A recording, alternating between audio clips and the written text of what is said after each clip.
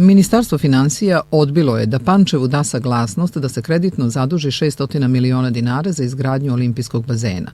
Dopis ministarstva je jasan, kaže član gradskog veća zadužen za finansije Zoran Jovanović.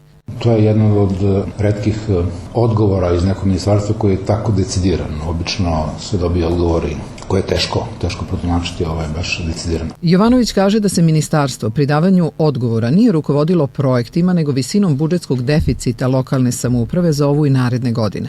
Po njegovoj proceni, budžetski deficit grada u 2011. godini bez ovog kredita biće ispod 10%, a ukoliko bi se kreditno zadužili, taj procenat bi bio premašen.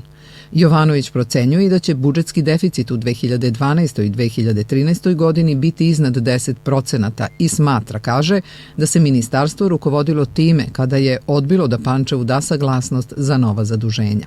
Za 2012. godinu optimistička varijanta za naš deficit je recimo od 10 do 13%, optimistička varijanta. Realistična varijanta je negde između 17 i 20%, a pesimistička varijanta ide i do 30%. Mi nismo u dužničkoj krizi, ali trpimo posljedice tuđe dužničke krize. Mnogo su verovatni pesimistički scenariji za razvoj događaja nego optimistički. I to je zapravo opasnost. Ne 2011. godina, nego ono što sledi, 12. i 13. Jovanović dodaje da neki gradski političari odgovor Ministarstva finansija tumače kao proceduralnu grešku.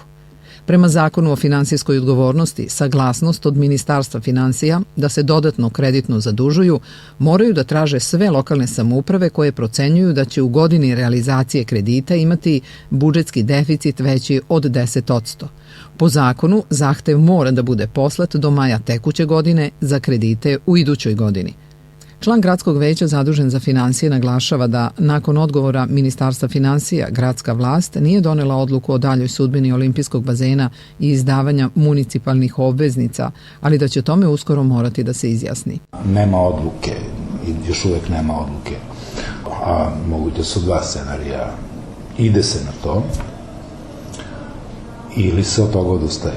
Pošto se na svoje stavove izneo tamo gde je potrebno da se iznesu izneo argumente, ne mislim da ja treba dalje na tome da radim, nego da radim svoj posao dok je moguće da se radi, a odluka će morati da bude vrlo brzo doneta. Odbornici gradskog parlamenta su odluku o kreditnom zaduženju od 600 miliona dinara za izgradnju olimpijskog bazena i odluku o izdavanju municipalnih obveznica doneli u septembru 2011. godine.